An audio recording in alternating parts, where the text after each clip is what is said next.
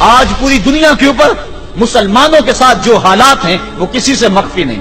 لیکن یہ بھی تو سنو، مسلمانوں کی تعداد اس وقت 1.40 کروڑ ہے. افرادی قوت اتنی کبھی بھی مسلمانوں کی نہیں ہوئی تھی. اس وقت مسلمانوں کے پاس ایٹمی طاقت موجود ہے.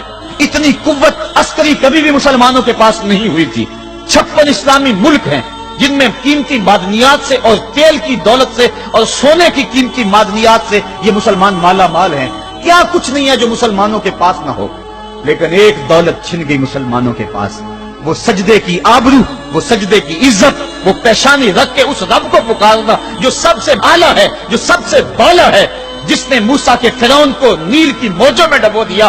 کیا پوری امت مسلمہ 1.40 کروڑ انسان سجدے میں سر رکھ کے سبحان ربی الاعلیٰ کے نغمے آلات کے اپنے رب سے گزارش کریں اور اپنی امت کا رونا روئیں؟ کشمیر میں لٹتی ہوئی جوانیاں اور پل قدس کے اندر بہتا ہوا خون، شبرغان سے لے کر کابل و قندھار تک اور موصل سے لے کر تقریب تک مسلمان کے اوپر جو ظلم و تشدد ہو رہے ہیں، اپنے رب کے حضور اس کا دکھڑا سنائیں اور اپنے مالک کو کہیں میرے مالک ہم لٹ گئے، ہم کٹ گئے، ہم پٹ گئے. اسلحے بھی موجود، افرادی قوت بھی موجود، سیاسی طاقتیں بھی موجود، لیکن اس کے باوجود مسلمان دبتا چلا جا رہا ہے. اسی کشتی کو ہے خوف تلاطم صدہیف منہ موڑ دیے تھے جس نے بڑھتے ہوئے طوفانوں کے، جو 300 ہو کر جرأت اور وہ طاقت اور وہ عظیمت کی داستانیں رقم کرتے ہیں کہ مالک تو بھی اس دن کو یوم فرقان کہہ کے پکارتا ہے. آج وہ امت بیچ منجھدار کے اس امت کی کشتی ہچکولے کھا رہی ہے. ہماری فریاد، ہمارا استغاثہ تیرے سے ہے میرے مالک. ہمارا کھویا ہوا وقار بحال کر دے اور اس امت کو اس مرتبہ کمال تک پہنچا دے جس مرتبہ کمال تک یہ امت پہلے پہنچی تھی، اور ان کا کھویا ہوا وقار بحال کر دیا جائے.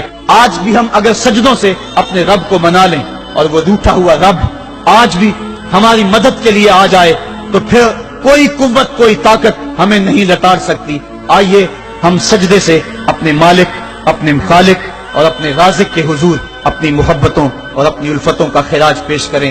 نماز ایک ایسی عبادت ہے جس کا حکم قرآن میں 750 مرتبہ کے قریب دیا گیا.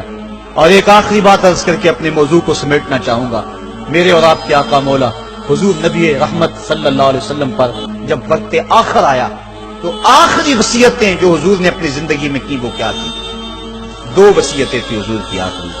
جب حضور ایام مرض میں تھے اور آخری وصیتیں، اس کے بعد حضور نے کوئی کلام نہیں کیا، وہ یہی تھا الصلاۃ الصلاۃ الصلاۃ الصلاۃ. لوگوں میں تمہیں نماز کی تاکید کرتا ہوں، میں نماز کی تاکید کرتا ہوں. اور دوسرا فرمایا جو تمہاری ملک میں تمہارے غلام اور تمہاری لونڈیاں ہیں ان کے ساتھ حسن سلوک کی تاکید کرتا ہوں. یہ آخری 2 باتیں تھی جو حضور نے ارشاد کی.